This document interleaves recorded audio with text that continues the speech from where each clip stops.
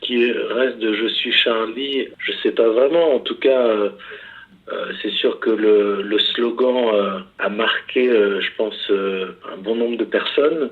Et au final, aujourd'hui, en fait, par sa simplicité, chacun y a mis ce qu'il avait envie de mettre dedans. Mais aussi, ça a permis à ce que ce slogan devienne quelque chose d'assez malléable. Donc, il y a aujourd'hui énormément de reprises, de nouveaux slogans qui partent de celui-là, notamment lors des attentats et autres moments assez terribles.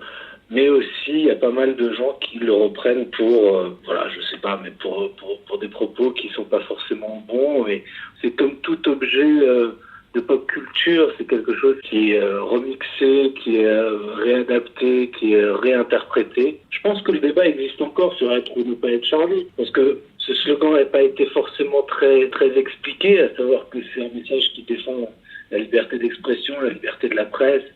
Moi, c'était, en tout cas, mon intention, c'était, c'était ça.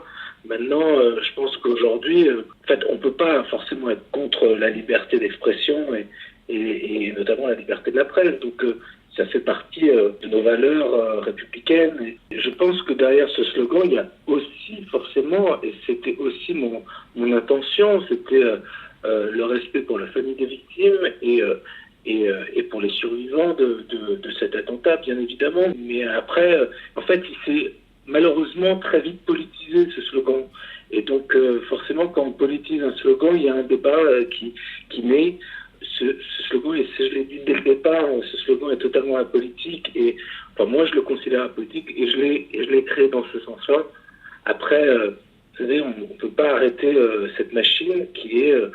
notamment les réseaux sociaux, notamment Twitter, et chacun met ce qu'il veut et écrit ce qu'il veut. Et c'est ça aussi la liberté d'expression.